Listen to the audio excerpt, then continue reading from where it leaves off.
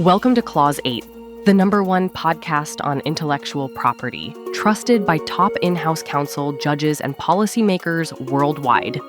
Hosted by Eli Mazour, we bring you in-depth conversations with the personality shaping IP. Brought to you by TradeSpace, where ideas take flight. You know, my podcast is named after the IP clause of the Constitution, so I found that part of your book quite interesting about how that came about.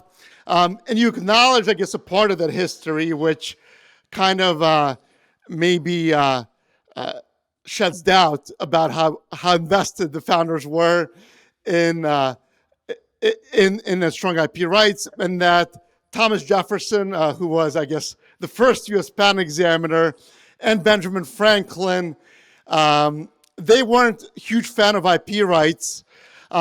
And it kind of reminded me, even though most of the people were at the time, and it kind of reminded me, I have this other book here by Pascal Attali. He's a once-time patent. He describes how, some of the same patent debates that we're having on now, whether there should be patent rights, the extent of them have been going on for centuries.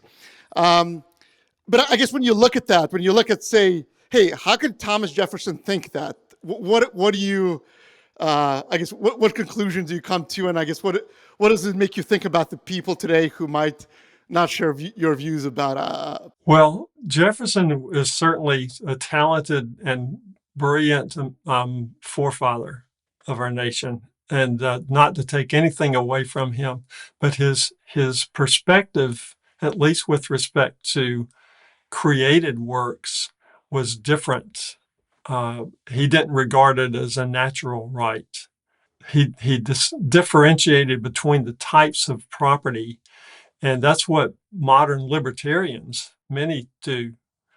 There's a carve out, basically, of we're not going to consider or protect this kind of property because it's not going out into the wilderness where it's purely pristine, and improving that property and thereby appropriating or taking ownership of it by way of the improvement.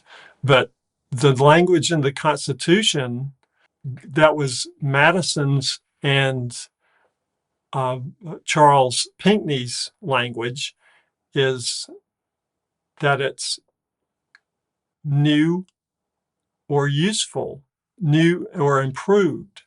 And I don't see how you could get around that phrase, those terms, new and improved or new or improved, and think that this property is any less than actual property.